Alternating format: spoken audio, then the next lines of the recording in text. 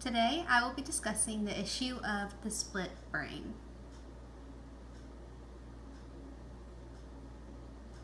What is the split brain? The split brain is when a person or an animal has their corpus callosum severed, which results in the main connection of each hemisphere of the brain being eliminated.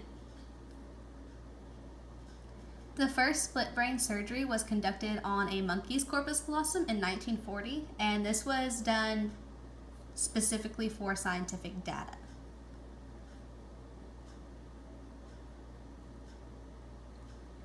Other surgeries were conducted by Ronald E. Mayers, and it was done on cats.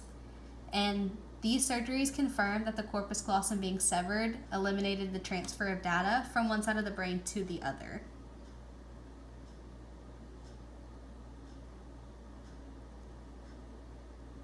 Results of the animal surgeries were that because the surgeries were conducted on animals, scientists found that severing the corpus callosum prevented learning from one side of the brain to the other, and it pretty much eliminated that conversation between each hemisphere of the brain, and it kind of resulted in the animal having two brains in one.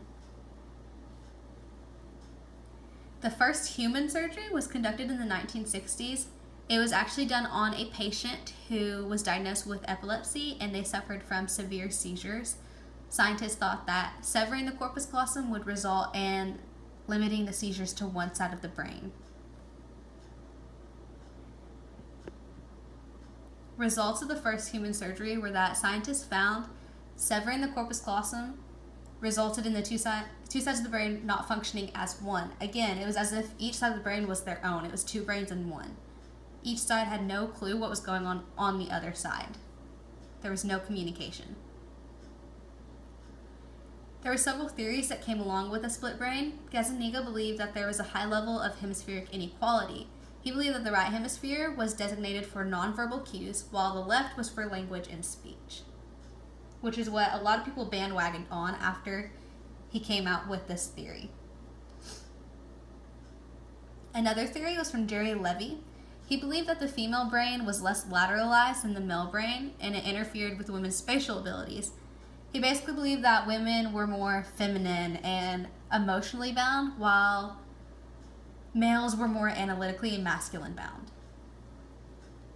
Joseph Bogan was another theorist. He believed that the right hemisphere was for music ability and creative talents. This was another one of those theories that a lot of people bandwagoned on after he came out with it.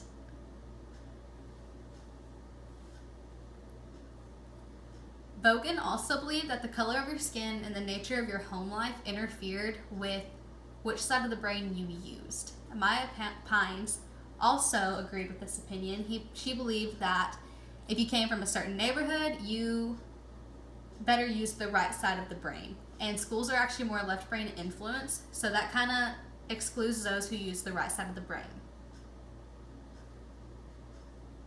There were also rejections of split brain theories. Robert D. Neebs claimed that the idea that everything ranging from creativity to art was for the right hemisphere was wrong, and that this actually came from counterculture groups who wanted to claim the right hemisphere as their own, and that's not true at all.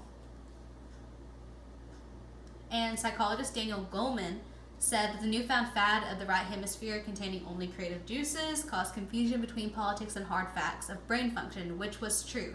There was no data supporting any of these claims. They were all theories.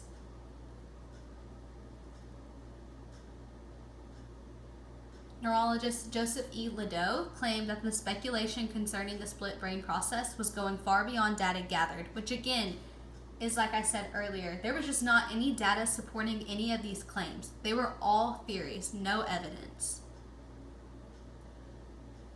Research suggesting that minorities or women exhibited different brain activity was also not proven to be robust. This was, again, a theory. There was no evidence, no experiments, nothing supporting this theory.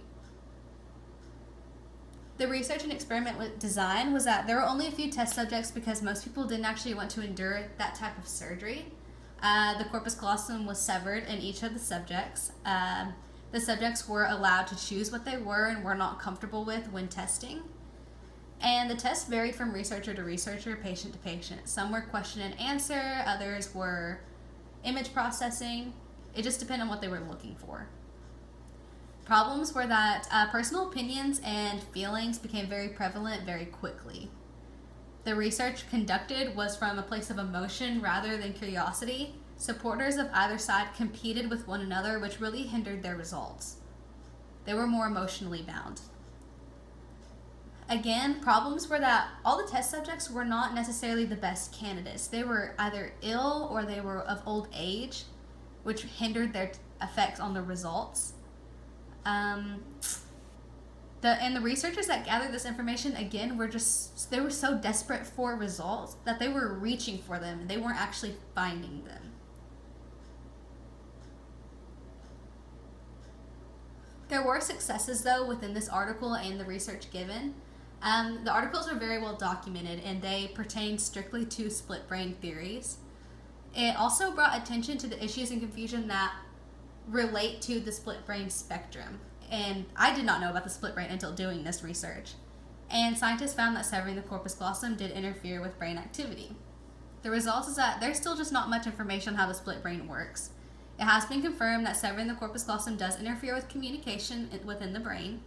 The left side of the brain was verified to be the side containing usage of speech and literacy, but there's still a lot of confusion on what responsibilities pertain to the right side. In conclusion, the tests and experiments conducted on the split brain came up with no definite results. There's still a lot of confusion and debate, as there should be, about the split brain. I would like to see a lot more research done because I think that it would really contribute to the psychology department. And jobs pertaining to the right hemisphere are still hazy, and I would like to see that get cleared up soon.